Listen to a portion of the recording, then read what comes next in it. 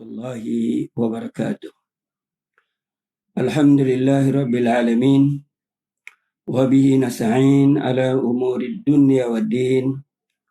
Wassalatu wassalamu ala ashrafil anbiya'i wal mursalin. Sayyidina Muhammadin wa ala alihi wa sahbihi ajma'in.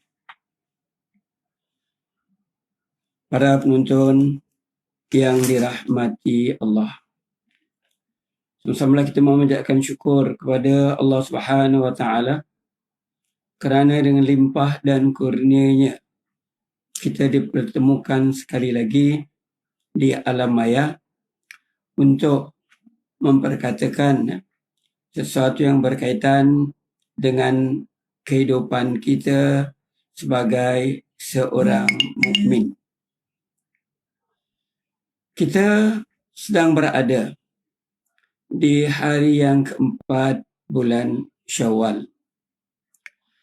Lazimnya bulan Syawal ini dimanfaatkan oleh masyarakat dengan saling ziarah, menziarahi, bermaaf di antara satu sama lain. Saya juga dalam kesempatan ini mengucapkan minal aidin wal faizin wal maqbulin fi kulli amin antum bi khair. Selamat menyambut Hari Raya Idul Fitri walaupun berada di hari yang keempat. Maaf zahir dan batin. Permohonan maaf adalah sesuatu yang menjadi asas kepada ziarah menziarahi dalam bulan Syawal. Kerana sepanjang Ramadan kita cuba sedaya upaya memperbaiki hubungan kita dengan Allah Subhanahu wa taala. Maka di bulan Syawal kita cuba pula memperbaiki hubungan kita sesama manusia. Dan hidup sebagai orang yang beriman melibatkan dua perkara dalam berhubungan. Pertama, hubungan dengan Allah, dan yang kedua, berhubung sesama manusia. Tentunya Syawal kali ini amat jauh berbeza. Yang belum pernah kita lalui sebelumnya. Sebagai mukmin, kita sentiasa berpandangan positif. Ada hikmah di sebaliknya. Kadang-kadang kita ketahui dan ada kalanya akal kita belum dapat untuk memahaminya. Betapa hebatnya Allah Subhanahu wa taala dengan mencipta makhluk yang amat kecil, tak dapat dilihat dengan mata kepala kita. Ia telah menyebabkan kematian kepada lebih 300,000 manusia di seluruh dunia dan telah menjangkiti lebih 5,5 milion. Ini menampakkan bila Allah menghendaki sesuatu, tidak ada sesiapa yang dapat menolaknya. Senjata secanggih mana pun yang dicipta oleh akal manusia, itu pun dengan izin Allah, tidak dapat membendung penularan ini. Tetapi kita tetap yakin bahawa pasti ada ubatnya. Kerana telah dijelaskan kepada kita, likulli da'in dawa.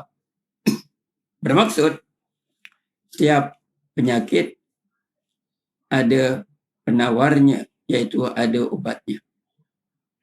Mudah-mudahan wabak ini cepat berlalu dan ubatnya dengan izin Allah segera dicipta oleh akal manusia. Sidang penonton yang dirahmati Allah, kita telah duduk di rumah sejak bulan Mac yang lalu kerana kita ingin menyelamatkan diri daripada bahaya yang sedang melanda. Ia satu yang belum pernah dirasakan sebelum ini. Kalau kita mengimbau masa-masa lalu, Hari Raya Idul Fitri adalah merupakan salah satu hari atau bulan yang dapat kita merasakan kebahagiaan setelah menyambut dan melaksanakan ibadah Ramadan. Kalau di kampung-kampung dahulu, kanak-kanak akan berarak daripada malam akhir Ramadan yang dikenal dengan 1 lekor, 2 lekor daripada 21 Ramadan sehinggalah malam Hari Raya. Dan di depan tiap rumah dipasang dengan api ataupun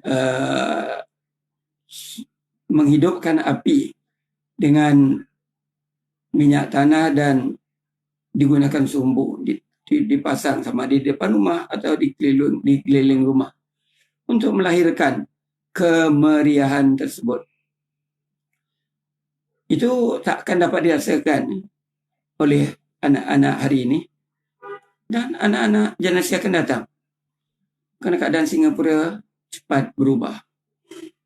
Kalau sebelum ini kita adakan, maksud saya kalau pada masa lalu, pada malam 1 Syawal, ada kumpulan yang menziarahi dari satu rumah ke satu rumah dengan bertakbir, bertahmid, ataupun dengan mengadakan majlis kenduri, semua itu tak akan dapat disaksikan oleh generasi sekarang dan ia akan luput dari ingatan.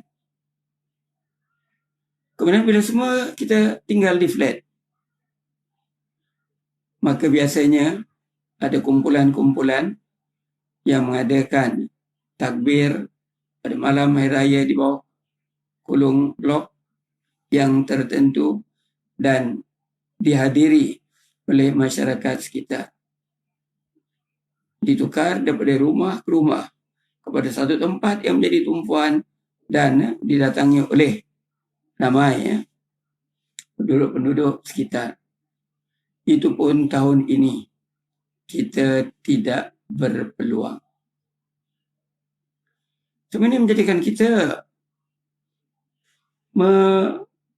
mengingati bahawa nikmat yang Allah Subhanahu Wa Taala kurniakan bila-bila masa boleh ditarik.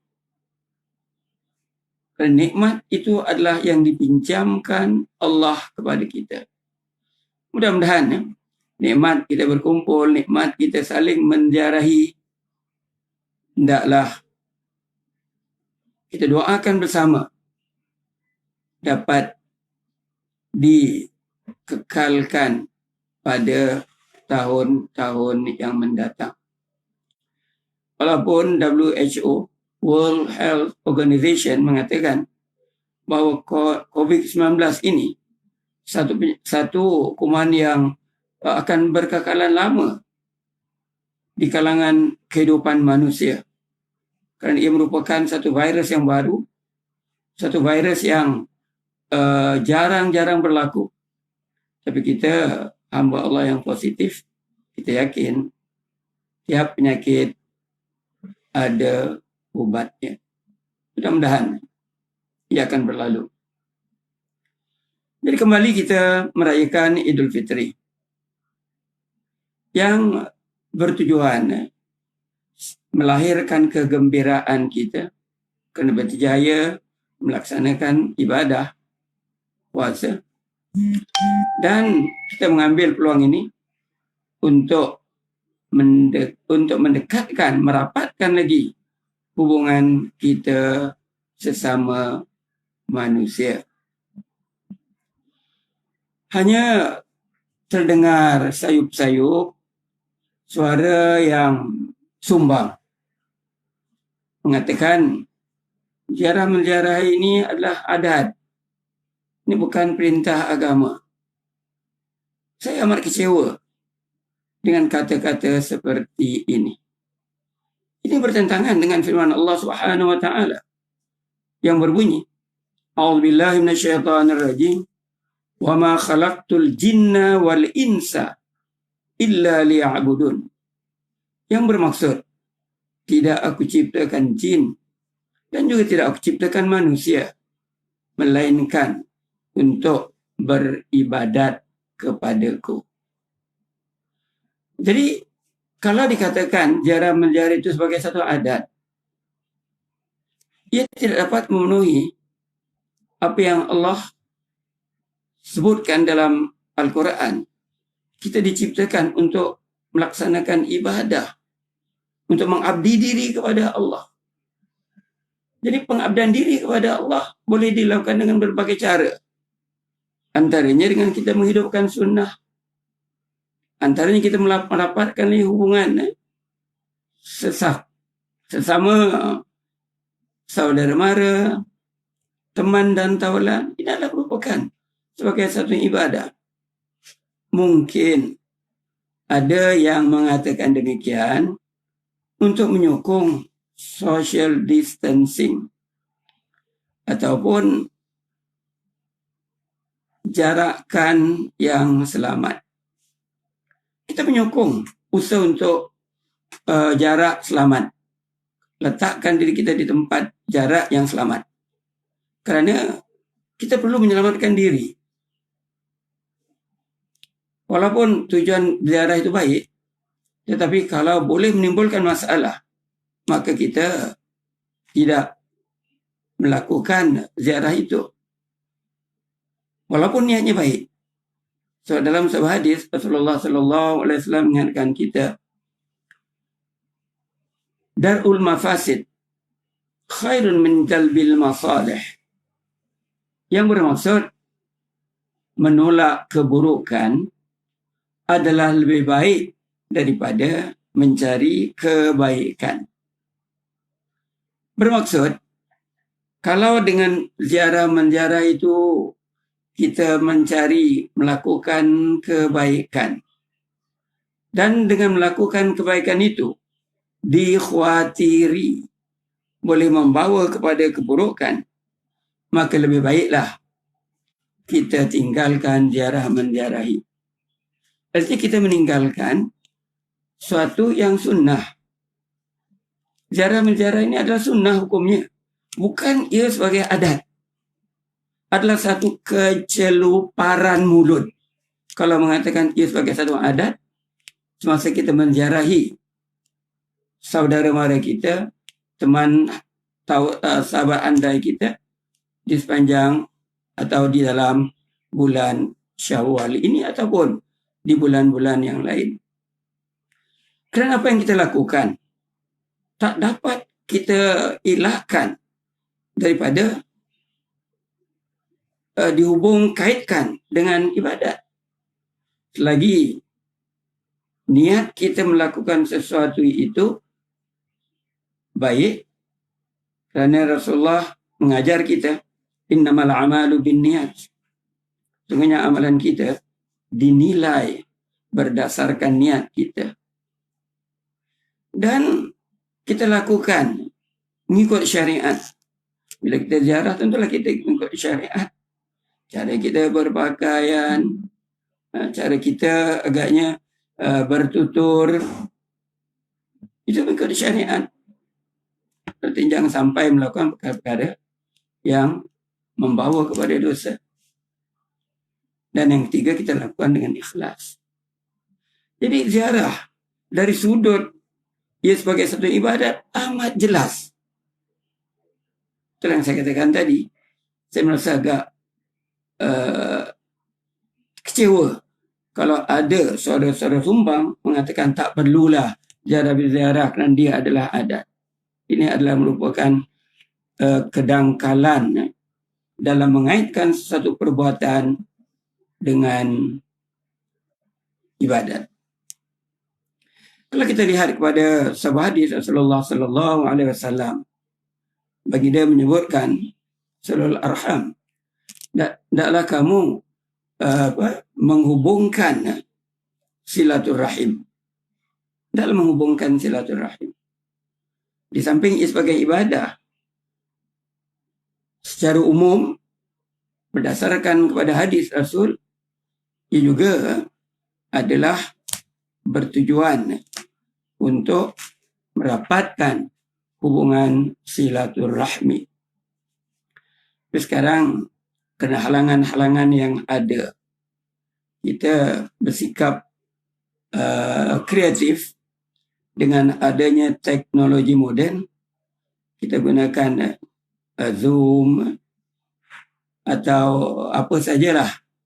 Pada pagi raya kita dapat melihat adik-beradik, anak, cucu dan lain-lain. Ini sebagai ganti untuk bertanya kabar ataupun untuk memperlihatkan kegembiraan. Tetapi tentu ia tidak sama. Dan bila Rasulullah menyuruh merapatkan silaturahim, tentunya dengan kita menghadirkan diri, berjabat tangan, kerana dengan berjabat tangan juga dapat membantu kita menghilangkan dosa-dosa kita. Ada dua hadis yang boleh kita bawa.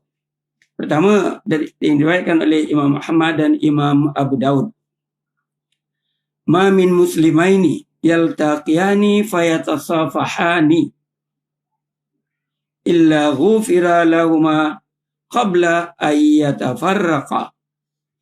Bermaksud, siapa daripada orang, ma min muslimaini, siapa daripada dua orang Islam yang bertemu dan mereka berjabat tangan. Melainkan Allah Subhanahu wa taala mengampunkan kedua mereka sebelum mereka berpisah.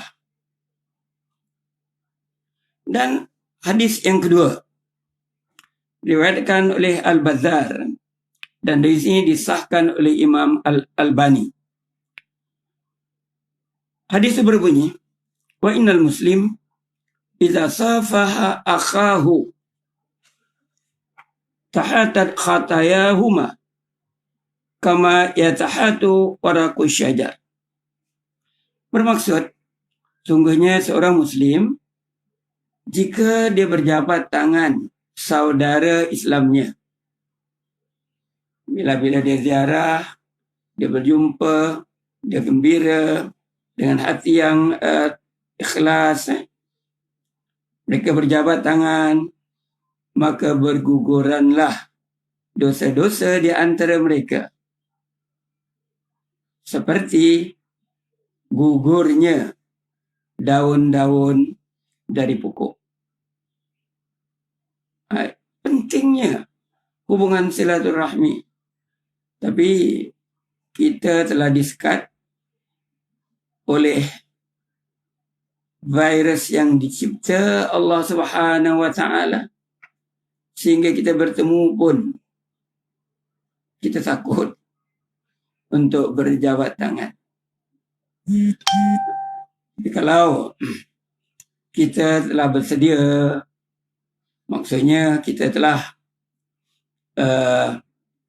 gunakan, kerana kita sebagai orang yang beriman, insyaAllah kita sentiasa dalam keadaan yang berwudu, tangan kita sentiasa bersih, dan ditambah lagi dengan kita gunakan sanitizer sebagai langkah berjaga-jaga. Mudah-mudahan salaman kita itu tidak memberi kesan yang buruk. Tapi kalau kita ragu-ragu, maka tinggalkan berjabat tangan itu. Kerana kita juga diingatkan dalam satu kaedah yang berbunyi, tinggalkanlah apa yang meragukan kepada apa yang tidak meragukan. Da' ma yaribuka ila ma la yaribuk. Kalau kita ragu-ragu dengan berjabat tangan tadi, boleh menimbulkan masalah, kita tinggalkan. Buat apa yang dianjurkan dengan meletakkan tangan di dada. Kalau kita ragu-ragulah. Tapi kalau terserempak dengan ibu, ayah, adik-beradik, rasanya terlalu janggal untuk tidak berjabat tangan. Ini tidak menafikan bahawa social distancing itu penting, tetapi kita mestilah boleh mengimbangi. Janganlah ketakutan itu terlalu sangat sehingga kita tidak boleh melakukan apa-apa. Jadi itu tentang berjabat tangan. Yang kita katakan kunjung mengunjung itu adalah sebagai satu ibadah. Dan ia sesuai juga dengan sepotong ayat Al-Quran yang menjelaskan, A'udzubillahi minasyaitonirrajim, innamal mu'minuna ikhwah. Sungguhnya orang-orang yang beriman itu adalah bersaudara. Jadi kita janganlah kita bataskan pergerakan kita sehingga kita terlalu takut dan kita menyebabkan hubungan itu terputus. Dalam suasana sekarang kita tak dapat nafikan, kerana ia adalah satu perintah dan menjadi undang-undang, dan sebagai rakyat kita juga ada peranan untuk menjaga kesejahteraan masyarakat. Kita hendaklah mematuhinya. Cuma bila bercakap tentang silaturahim, bukan saja sekat berjumpa, malah orang yang didatangi rumahnya bila menyambut tetamu, hendaklah dia menghormati tetamu itu. Dalam sebuah hadis diriwayatkan oleh Imam Bukhari dan Muslim, Rasulullah sallallahu alaihi wasallam bersabda, "Man kana yu'minu billahi wal yaumil akhir falyukrim dhaifahu." Bermaksud, siapa yang beriman kepada Allah dan hari akhirat, hendaklah dia memuliakan tetamunya. Jadi yang datang, insyaAllah, kan ingatan tulus ikhlasnya, dia dapat ganjaran pahala. Dan yang didatangi juga dikendaki untuk menghormati tetamunya. Walaupun agaknya sebelum itu ada perselisihan di antara mereka, tapi bila yang mereka berselisih itu, orang yang berselisih dengannya itu datang ke rumahnya, dan hendaklah menerima. Dia tidak boleh tutup pintu. Dia tak boleh mengatakan tak mau jumpa dia lagi. Maksud saya, kalau dalam keadaan kita tidak dikekang oleh peraturan social distancing, dalam keadaan yang normal. Jadi bila, walaupun tak senang dengan dia ke apa ke, bila datang ke rumah, kita kena menghormati. Mungkin dia datang nak minta maaf. Mungkin dia datang nak bayar hutang ke apa, dalam hutang tak bayar. Kita kena hormati dia. Bagaimana cara menghormati tetamu? Kena persilakan mereka duduk. Kalau segelas air atau apa yang ada boleh dihidangkan kepada mereka. Gunakan kata-kata yang lembut supaya orang itu merasa senang, dia diterima dengan baik. Tak boleh mengungkit kisah-kisah lama. Kita persaudaraan Islam ini, persaudaraan orang-orang yang beriman ini lebih kukuh dari persaudaraan darah, persaudaraan karena perkawinan. Sebab itulah, bila siapa yang datang ke rumah kita, walaupun pernah agaknya dia menyakiti hati kita masa lalu, kita terima dengan baik. Ini tanda orang yang beriman kepada Allah dan orang yang beriman kepada hari akhirat. Takut di akhirat kelak dia akan dibalas dengan sikapnya yang tidak hormat kepada tetamu. Kalau setiap kita yang telah melalui ibadah puasa membersihkan diri kita dengan Allah Subhanahu Wa Taala, maksudnya kita bersihkan hati kita, bersihkan pemikiran kita, bersihkan jiwa kita, mudah-mudahan kita perolehi sehingga kita sampai kepada golongan muttaqin. Lepas tu sesama manusia juga hendaklah kita perbaiki hubungan. Itu merupakan juga ciri-ciri orang yang bertakwa. Kalau dia rajin beribadat kepada Allah, umrah 3-4 kali, tapi dalam hatinya masih ada perasaan marah pada orang lain, masih ada perasaan dendam, dia belum lagi menjadi orang yang bertakwa. Sebab itu ulama mengingatkan kita, lupakanlah segala kesalahan orang lain yang dilakukan terhadap kita. Lupakanlah. Ada orang pula kata, saya boleh maafkan, tapi saya tak boleh lupa. Ini artinya, dalam diri masih ada daki-daki yang perlu dibersihkan. Bila kita maafkan, kita lupakan, maksudnya, kita janganlah bila jumpa orang tersebut, perasaan membara itu masih ada, benci dan geram masih ada. Jadi kita tak boleh wujud pada diri kita sebagai orang yang beriman. Mungkin kalau kita kata kita tak boleh lupa, untuk kita jadikan iktibar. Untuk kita jadikan iktibar. Tapi bukan kita benci kepada yang melakukan. Ini silaturahim mengajar kita, bila kita maafkan, taklah kita seberapa daya untuk melupakan. Itu kalau kesalahan orang pada kita. Tapi kalau kita buat salah pada orang, kita kena ingat sampai bila-bila. Kenapa? Supaya tidak kita ulangi kesilapan, kesalahan dan sifat-sifat buruk yang ada pada kita. Kerana kita sentiasa perlu membuat peningkatan dari masa ke semasa. Kerana setiap hari yang berlalu, berarti semakin dekat perjalanan kita menuju kepada alam barzakh. Semakin dekat.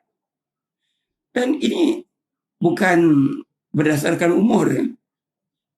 Kerana Allah Subhanahu Wa Taala menentukan seorang itu had masa. Bukan mestinya 80 baru Israel datang, 70 baru Israel datang, anytime. Bila-bila masa, bila Allah dah tentukan, dia akan balik kepada Allah. Kerana itu, kita hendaklah sentiasa membersihkan hati kita. Salah satu caranya, kita menghubungkan silaturahim. Jadi, orang yang diziarahi itu hendaklah menghargai kedatangan tetamu dengan sambutan yang mesra. Mudah-mudahan dengan itu kita dapat terus menjalin hubungan dengan lebih baik lagi. Malah ada sebuah hadis Rasulullah sallallahu alaihi wasallam menyebutkan, yang diriwayatkan oleh Imam Bukhari rahimahullah, tahaddu tahabbu, saling memberikan hadiah akan menambahkan rasa kasih. Maksudnya kalau katalah kita adik-beradik, kita datang rumah keluarga kita, kita bawa agaknya juada ataupun kita bawa buah-buahan sebagai hadiah, ini akan menambah kasih. Takkan yang didatangi tak ada perasaan terima kasih, takkan dia lupa dengan pemberian hadiah yang dibawa. Ini kalau kita fikirkan bagaimana hendak merapatkan silaturahmi, terutama di bulan Syawal ini. Kerana kita terus terkurung dan dikurung hinggalah 2 hari bulan Jun nanti sebagai langkah yang berjaga-jaga dikeluarkan oleh pemerintah, di mana anak-anak dah boleh menziarahi bab dengan batas yang tertentu, dan insya-Allah dan mudah-mudahan selepas 8 Jun bila keadaan bertambah baik, kita boleh lebih ramai yang boleh melakukan ziarah menziarahi. Kita tak boleh merasa kecewa, putus asa kerana ada masa lagi. Dan silaturahim ini bukan saja sakat di kalangan orang-orang yang masih hidup. Bukanlah maksud saya orang dah mati pun kita boleh silaturahim. Kalau menjadi adat pada orang itu sebagai satu adat, pada sebahagian kecil orang, umpamanya ziarah kubur. Kalau kita anggap itu sebagai adat, mungkin jadi adat sajalah. Tapi kalau kita anggap sebagai ibadat, dengan ke kubur tadi dapat mengingatkan kita kepada kematian. Itu satu ibadat. Menginsafkan diri kita. Lepas itu bila kita masuk ke dalam kawasan kubur, kita akan berdoa kan. Assalamualaikum ya ahlal kubur, wa inna insyaallah bikum lahikun. Sejahtera kepada kamu semua ahli-ahli kubur, dan insya-Allah aku akan juga bersamamu. Hanya mengingatkan diri kita. Jadi bila kita mengingatkan diri kita dengan sesuatu yang baik, menimbulkan keinsafan, menimbulkan rasa sedar yang kita ni akan balik kepada Allah, perlu buat persiapan, perlu mengelakkan daripada melakukan dosa. Ini juga sebagai satu ibadah. Cuma bergantung pada 3 perkara tadi yang saya katakan. Niat kita, perbuatan itu mengikut syariat. Janganlah pergi kubur bawa macam kipas taruh kat kubur. Itu dah khurafat lah, tapi masih dilakukan oleh masyarakat kita. Taruh kipas dalam kubur buat apa? Adakah keadaan boleh sejuk? Wallahualam. Dan yang ketiga, kita lakukan dengan ikhlas. Maksud kita berbaik, berbakti kepada ibu bapa yang telah meninggal dunia itu banyak. Antaranya seorang sahabat Rasulullah, Ibnu Abdullah bin Umar radhiyallahu anhuma.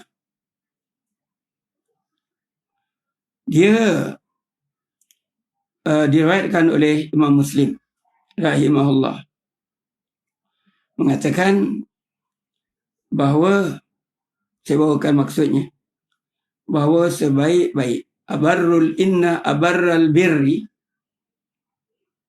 silatul walidi ahlu wuddi abihi. Yang bermaksud sebaik-baik kebajikan yang dilakukan apabila seorang anak menyambung silaturahim dengan orang-orang yang dikasihi oleh ayahnya. Contohnya, bila ayah ibu kita telah meninggal dunia dan mereka mempunyai teman-teman yang baik, maka anak ini bila hendak melakukan kebaikan kepada ibu bapa yang telah meninggal dunia, hendaklah dia menziarahi orang-orang yang punya hubungan yang baik dengan ibu bapa yang telah meninggal. Ini jarang dilakukan oleh kita. Kerana kita bila ziarah, teman-teman andai tahulah, tapi orang yang lebih senior, kawan-kawan ibu kita, kawan-kawan ayah kita, jarang diziarahi ataupun terlepas pandang. Ini satu cara untuk kita melakukan kebaikan kepada ibu bapa yang telah meninggal dunia. Tentunya dalam suasana COVID ini tak dapat kita lakukan. InsyaAllah di masa-masa yang akan datang.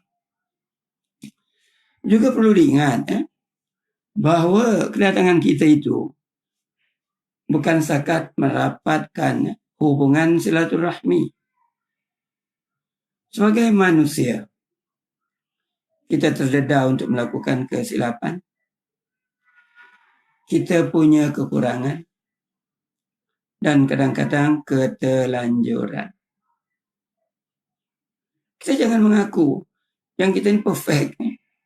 Tak ada manusia yang perfect. Tak ada manusia yang sempurna. Yang sempurna adalah Rasul.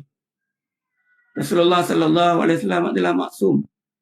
Baginda terpelihara daripada dosa. Jadi kerana kita manusia yang lemah, bila kita datang ziarah, kita mohon maaf. Kalaupun agaknya fizikal kita tidak buat salah, lidah kita tidak tergelincir, mungkin hati kecil kita. Jadi tak salah kalau kita memohon maaf. Dan bila kita memohon maaf, hendaklah kita dengan penuh keikhlasan. Kalau generasi lama lah, saya perhatikan dulu-dulu bila orang datang minta maaf kepada orang yang lebih tua, dia akan tunduk melutut. Dia akan mohon maaf, kadang-kadang sampai menitiskan air mata. Kerana rasa sayu mengharapkan supaya ia dimaafkan. Tapi hari ini keadaan dah berubah. Bila minta maaf gitu saja. Mudah-mudahan dengan hatinya juga meminta maaf lah. Bukan dengan lidah saja. Dan saya juga pernah mendengar lah. Bila orang tu habis minta maaf, lepas tu dia kata apa? Kosong. Ini bukan pertandingan. Maksud dia tu kosong. Dosa dah habis lah. Dosa kau dah habis, dosa aku dah habis. Lepas kosong, apa yang akan berlaku? Adakah ulang lagi? Ini kadang-kadang diucapkan selepas mohon maaf. Dan kita tak perlulah melafazkan kosong. Takut derimbat lagi, gol akan datang lagi. Bukan saja derimbat gol. Sebelum sempat minta maaf, dia dah gol dulu. Israel dah ambil dia dulu. Itu kita takut. Jadi bila kita telah meminta maaf, jangan sebut kosong. Tak tahulah ini orang muda ke, orang tua berfikiran muda ke, Wallahualam. Kosong jangan kita sebut. Kerana Allah yang maha mengetahui keikhlasan hati kita memaafkan atau tidak. Bukan mulut kita yang menerangkan aku ikhlas. Hati kita. Jadi, bila kita diberi peluang nanti untuk dapat berziarah maka kita manfaatkanlah ziarah kita agar dapat saling bermaafan dan saling kita kunjung-mengunjung, kerana itu adalah sebahagian dari ajaran Islam, bukan sebagai adat. Perjalanan seterusnya hendaklah kita pelihara supaya kita tidak tergelincir sama ada tindakan kita, pertuturan kita, ataupun hati kita. Kita minta kepada Allah, setelah kita dapatkan hubungan, mohon maaf, dan kita kekal istiqamah. Harus diingat bahawa permohonan maaf itu tidak menggugurkan hutang. Katalah, pernah satu masa kita berhutang $10, $20 ke, lepas tu kita minta maaf. Dengan harapan termasuk sekalilah maaf, tak perlu untuk membayar hutang, itu salah. Maaf kesalahan-kesalahan kita, tapi yang berkaitan dengan keuangan, maaf kita hanya diterima setelah kita memulangkan apa yang kita hutang. Kerana manusia melakukan dosa sama ada melibatkan maruah, menjatuhkan maruah, mengumpat, mengata dan sebagainya, ataupun dosa memakan harta orang, artinya benda yang dihutang tu tak dibayar. Apatah lagi kalau dah berselisih kan, dah tak nak jumpa muka apa semua. Lainlah kalau boleh bayar transfer banking ke dan sebagainya. Tapi kalau ada bermusuh, manalah tahu orang punya bank account. Ataupun kalau orang itu menganiaya orang lain. Jadi kalau yang hutang ni tak akan termaaf kalau hutang itu tidak dijelaskan. Jadi ini juga akan terbuku di hati. Jadi kita kena ingatlah, ada tak sesiapa yang pernah berhutang? Kalau orang berhutang kepada kita, senang. Kita halalkan habis kisah. Kalau kita nak halalkan lah. Tapi kalau kita berhutang kepada orang, itu kita kena usahakan untuk membayar. Jangan sampai amalan kita di akhirat kelak diserahkan kepada orang yang kita berhutang wang darinya. Betul, kalau kita berhutang, hendaklah kita beritahu keluarga kita. Jangan malu beritahu kepada anak-anak, saya berhutang dengan Pak Cik itu $100. Belum bayar lagi. Dah 20 tahun tak bayar. So kalau tak bayar, ini akan menjadi masalah. Amalan kita akan tergantung. Pahala-pahala amalan itu akan diberikan kepada orang yang kita berhutang dengannya. Dia tak dapat dimaafkan dengan ucap aku mohon maaf atas kesalahanku. Kesalahan melewat membayar hutang tu mungkin boleh, tetapi hutang itu mesti juga dibayar. Jadi mudah-mudahan apa yang disampaikan sikit ni dapat mengingatkan kita betapa pentingnya kita mengekalkan hubungan silaturahim.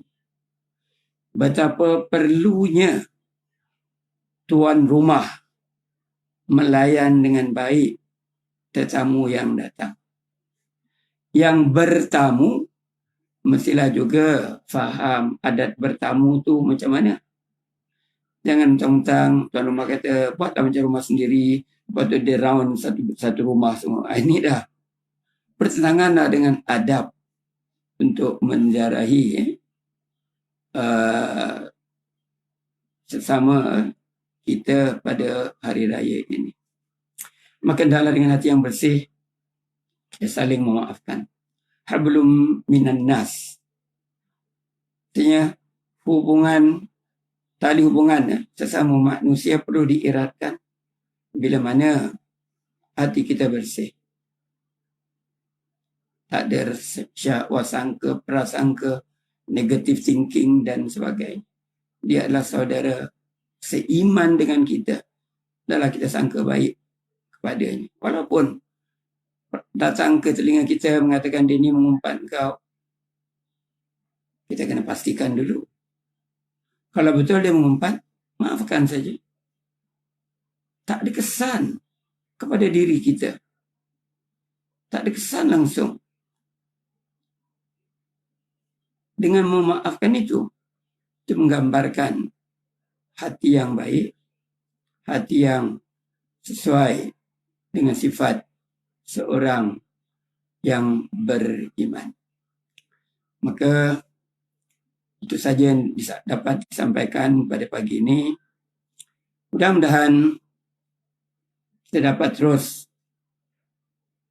menjalinkan silaturahmi di antara kita dan juga mengekalkan hubungan yang baik dengan teman-teman, ibu dan ayah kita yang telah meninggal dunia.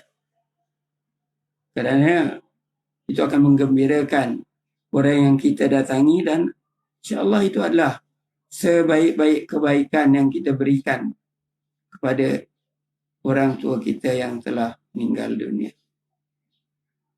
Mengakhiri